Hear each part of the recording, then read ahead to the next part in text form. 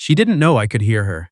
If my truck's Bluetooth had disconnected when it usually does, or if I'd pulled into the driveway 30 seconds earlier, or if I'd just turned off the engine instead of sitting there finishing my coffee, none of this would have happened the way it did. But I didn't, and she didn't, and what came through my speakers while I sat in my own driveway at 9:47 on a Thursday night rearranged everything I thought that I understood about my life. Her name was Audra, not the kind of name you forget. She'd been my closest friend since the second semester of junior year at Ohio State.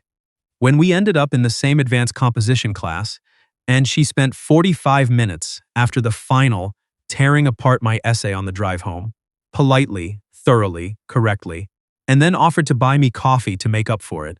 I told her she didn't have to. She said she knew she didn't have to, and she was doing it anyway. I bought my own coffee, and we argued about Didion for 2 hours. I walked home thinking I just met someone strange. By the following week, she was the person I called when anything happened. Good, bad, confusing, boring. It didn't matter. She was the one I wanted to tell. That's the thing about some friendships. They don't announce themselves as important. They just quietly become the center of something.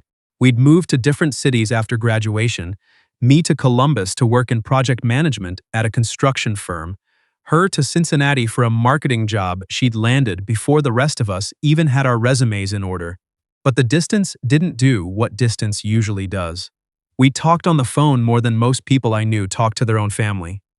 At least 3 times a week, sometimes more. She texted me links to articles she thought I'd hate just to argue about them. She remembered that I put too much creamer in my coffee and made fun of me for it every single time.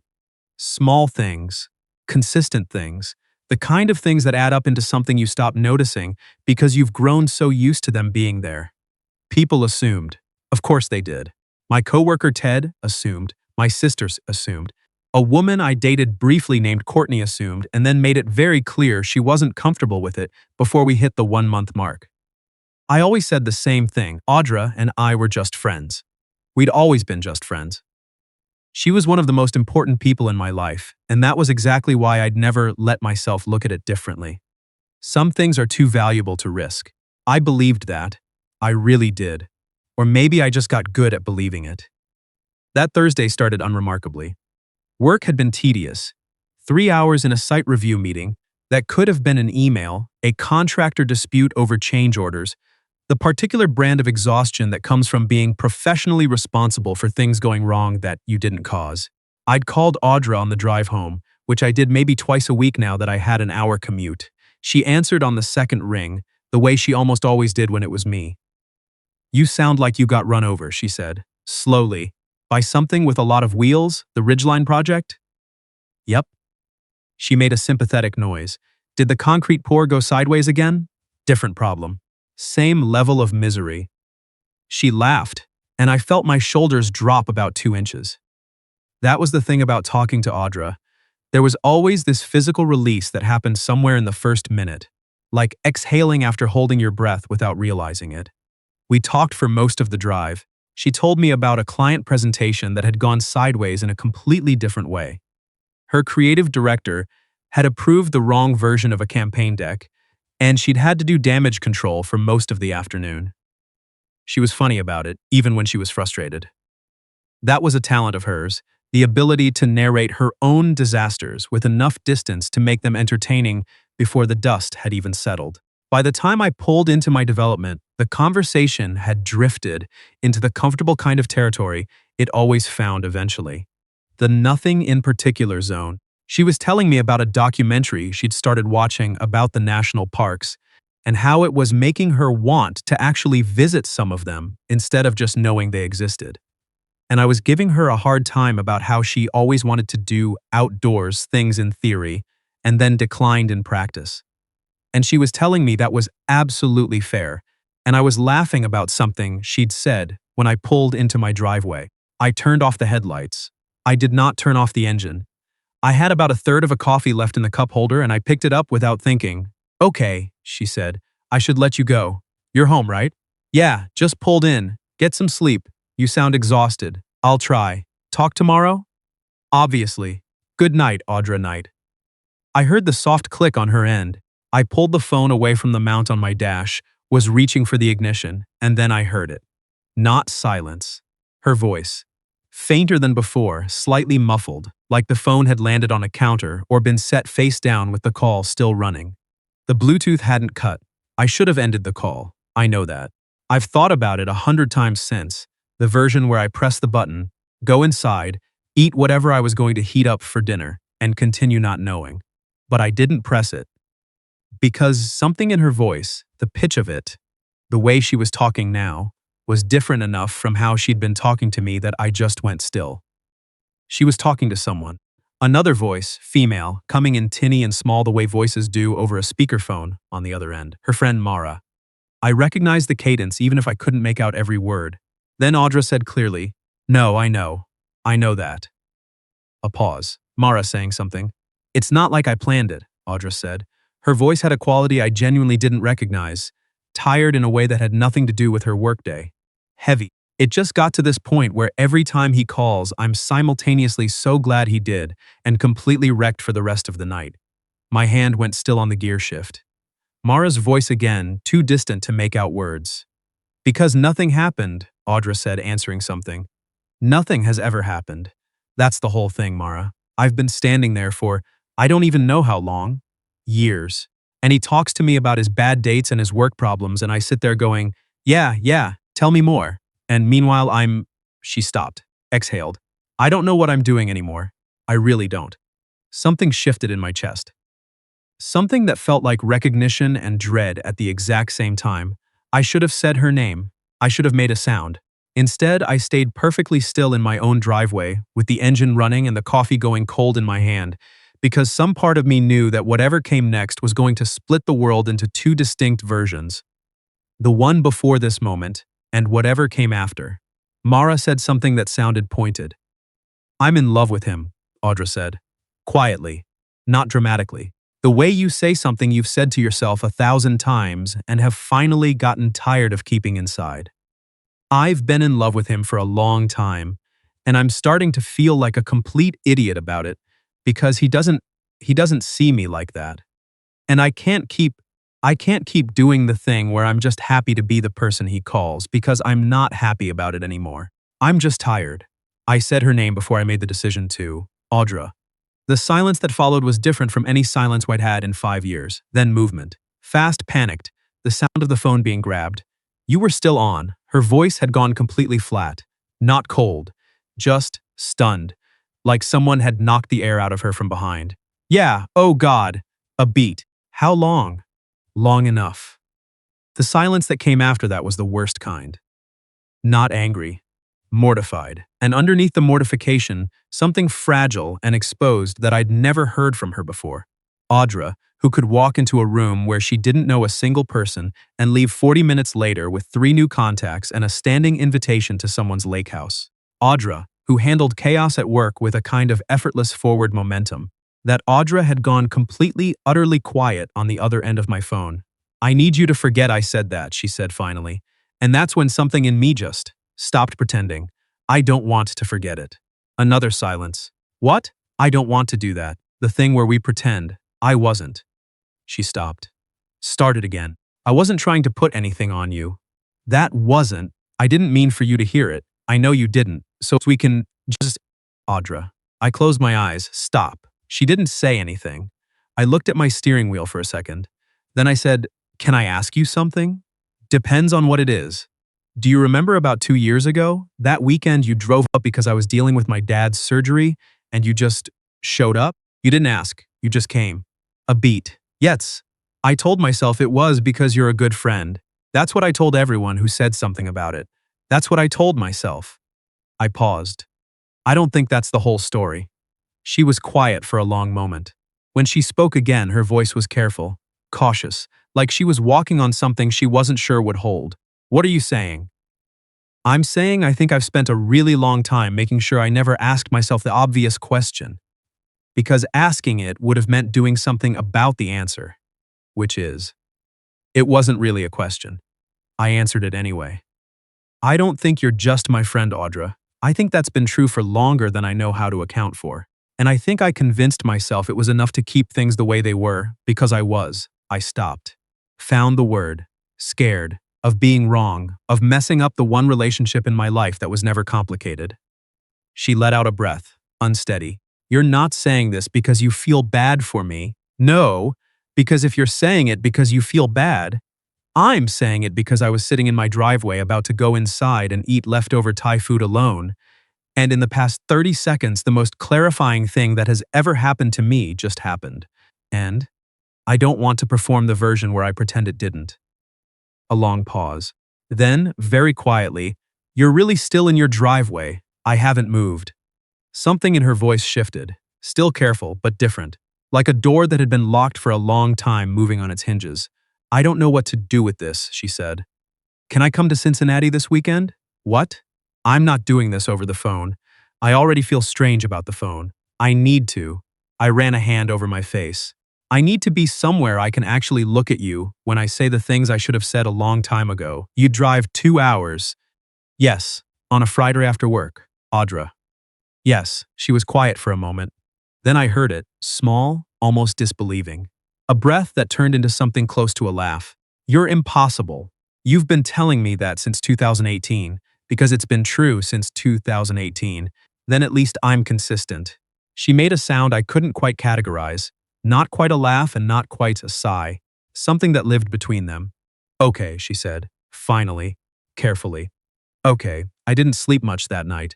I replayed the conversation about 600 times while I heated up the leftover Thai food I hadn't been able to think about when I came inside, while I half-watched something on TV that I couldn't have told you the title of an hour later, while I lay in the dark at 1 a.m., staring at the ceiling and thinking about the fact that I had been calling Audra Finch after bad dates for 3 years, and the reason none of those dates ever turned into anything real was something I'd been actively, deliberately not examining.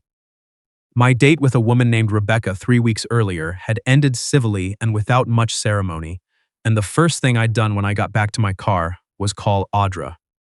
I told myself it was habit. I told myself it was because she was funny and would make me feel better about the evening. Both of those things were true. Neither of them was the whole reason. The whole reason was that talking to Audra was the part of the evening I'd been looking forward to, since about 40 minutes into dinner. I left Columbus at 4:30 on Friday.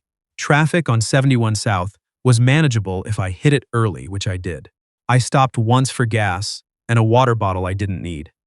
I had 3 different things I planned to say queued up and rejected 2 of them before I got off the interstate. Audra lived in a brick building in Oakley, the kind of neighborhood that had been quietly nicer than people expected for the past decade. Street parking, coffee shops with lines out the door on weekends, a farmer's market 3 blocks away on Saturday mornings that she went to with approximately the same regularity as she went to the gym, which was to say occasionally and with good intentions. She buzzed me up without saying anything over the intercom, just the click of the door. I took the stairs. 2nd floor, apartment 204. I'd been there twice before. Once when she'd first moved in and I helped her carry furniture, and once about 18 months ago for a long weekend that we'd spent mostly cooking things we found in her foodie newsletter and watching a limited series about a con artist that we'd both gotten aggressively invested in. That weekend, I'd slept on her couch and told myself there was nothing strange about any of it. She opened the door before I knocked. She was in jeans and an old gray sweatshirt from a half marathon she'd done in 2022. I remembered her texting me photos from the finish line. Her hair was down. She looked like she'd been standing in the kitchen doing something, interrupted, and she was looking at me with an expression I'd never seen from her before. Or maybe I had, and I'd always found a way to interpret it differently. For a few seconds, neither of us said anything.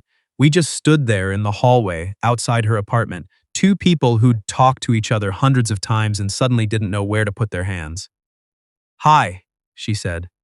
"Hi, you actually came." I said I would. She tilted her head slightly. There was something in her face, not exactly uncertainty, but something adjacent to it. Like she was still deciding whether this was real or whether one of us was going to find a way to diffuse it before anything permanent happened. "I made dinner," she said. "I didn't know if you'd eaten. I had gas station peanut butter crackers. So no. Come in." Her apartment smelled like garlic and something with lemon. She had music on low, Something I didn't recognize, instrumental, unhurried. The lamp on the kitchen counter was on, and the overhead light was off, which was how she always had it in the evenings, because she said overhead lights made rooms feel like conference rooms. A pan on the stove, a cutting board with a few herbs still on it, a glass of white wine on the counter that was about a third empty. She went back to the stove, and I sat on one of the stools at her kitchen island, which was where I always sat when I was here. Same stool, same spot, familiar in a way that felt different now. Chicken piccata, she said. I already ate, but I made enough. You didn't have to do that. I needed something to do with my hands between work and you showing up. I watched her move around the kitchen, the specific efficiency of how she moved in her own space, reaching for things without looking, adjusting the heat without testing it. 5 years of phone calls, and I knew so many things about this person. What made her laugh, and what made her shut down, what she was insecure about, and what she was quietly proud of, what she said when she was pretending not to be upset, and how many rings before she answered when it was me calling late. Usually two. A couple of times. One. I'd filed all of it under, she's my best friend, I know her well. I'd never let myself file it under anything else. Audra. She glanced over her shoulder.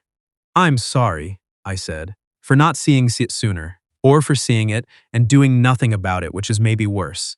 She turned from the stove and leaned back against the counter and looked at me the way she looked at things she was actually thinking about.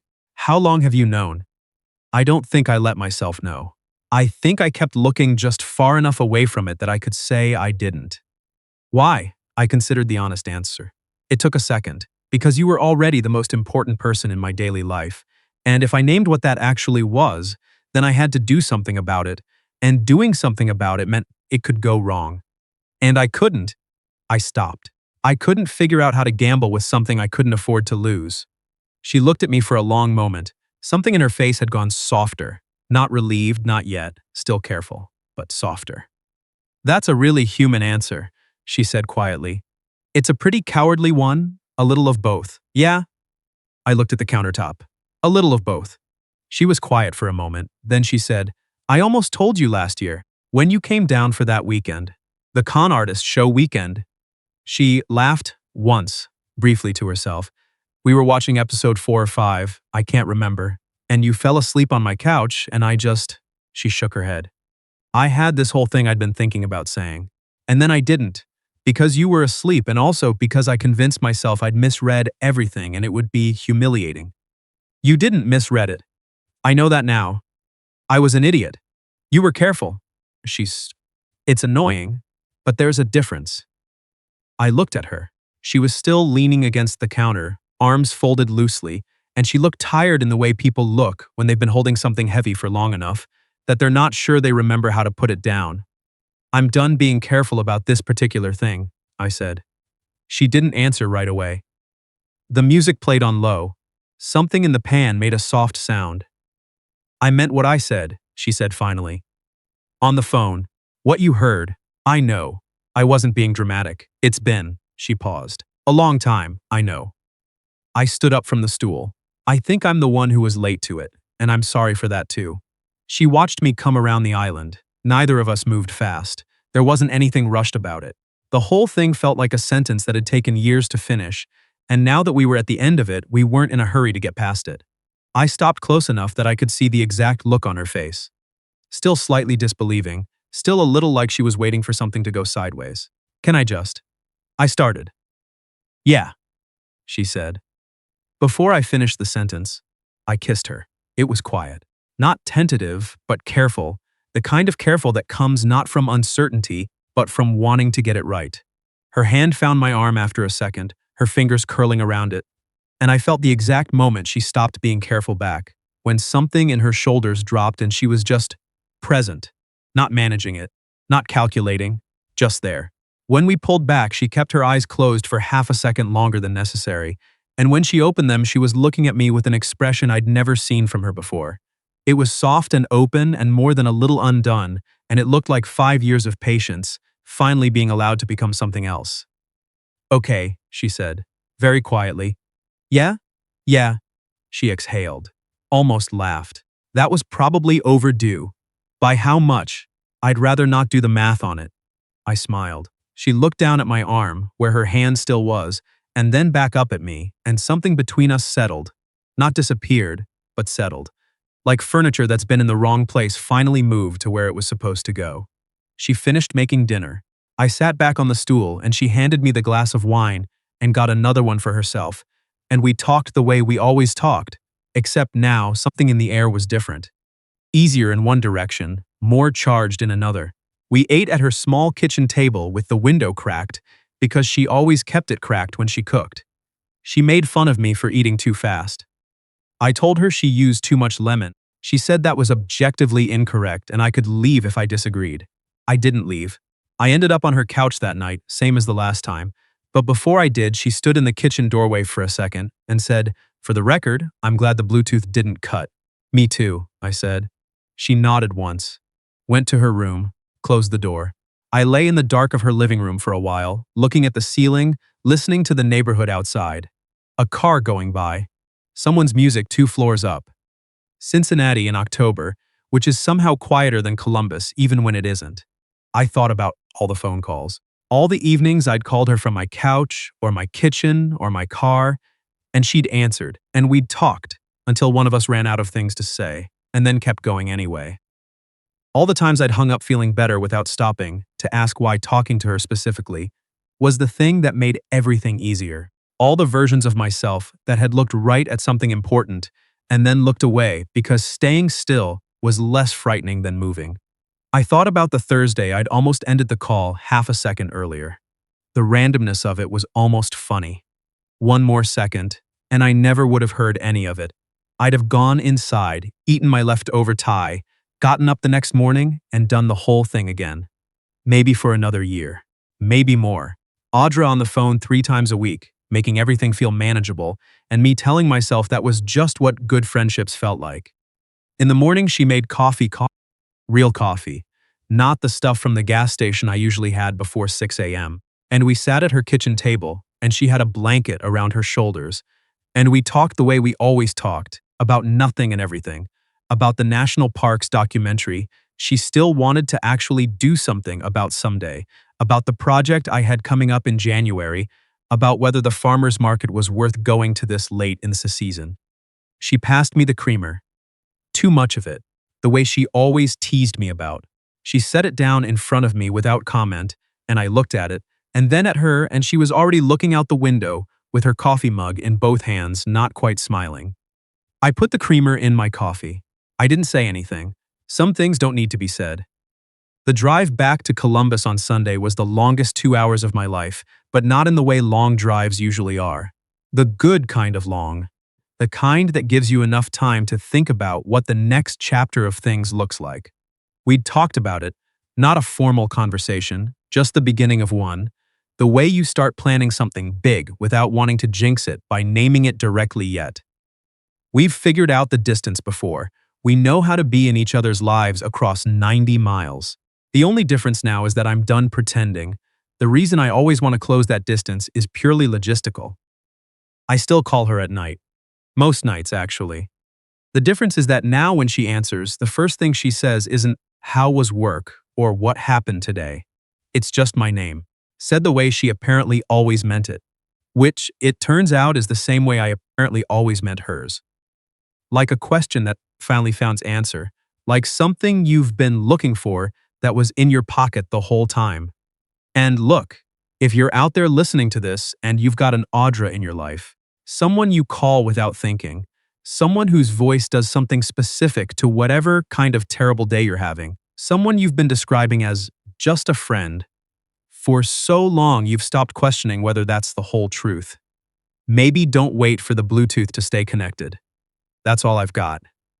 If this hit somewhere real for you, let me know in the comments. I read them. And if you want more, subscribe. Come back. I'll be here.